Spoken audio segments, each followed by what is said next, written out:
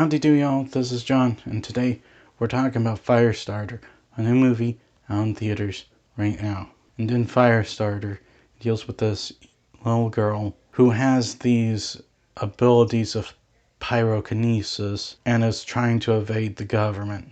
Okay, so first and foremost, I have seen the original Firestarter from the 1980s. It has aged pretty horribly. I'm not gonna lie. It has aged very badly.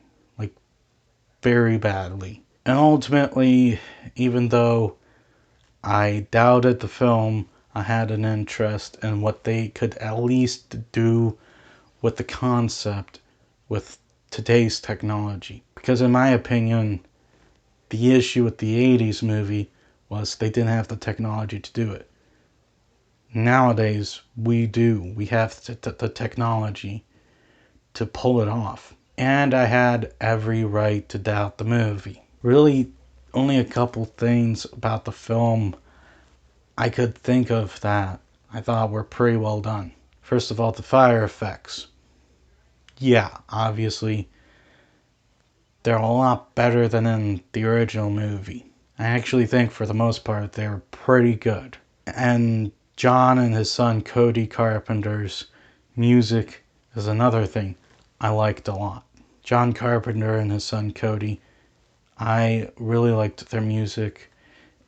It had that sense of the 80s techno music in it, but it's also very tense, and you could tell they were trying real hard. Unfortunately, however,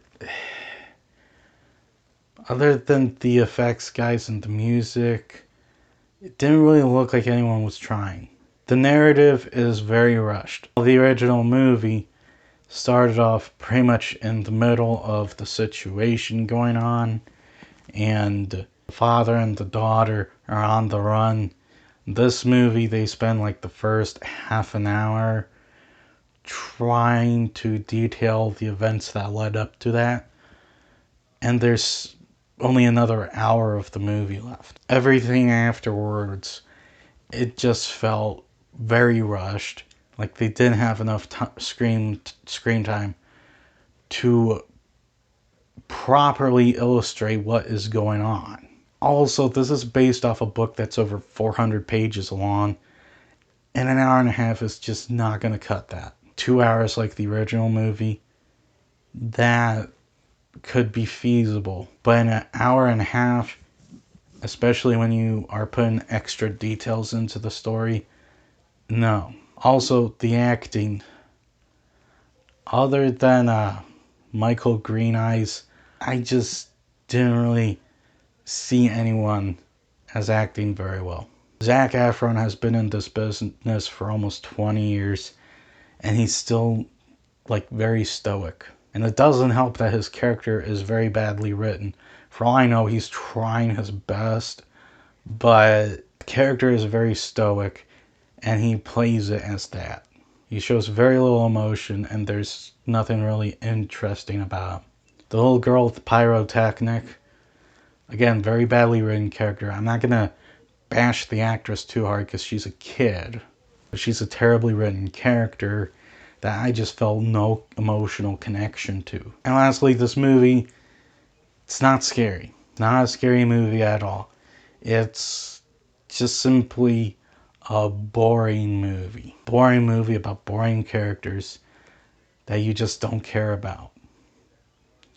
In a very rushed story. And in the end, that's what I have to say. Even though on a technical level, it improves what the original Firestarter just didn't have the capability of doing. From a narrative level, the original Firestarter is just better. I'm gonna give Firestarter a 2. Well, that's all the time I have for today. Please like this video if you enjoyed it. Please also subscribe if you're new to the channel. And as always, please remember, the Badetsky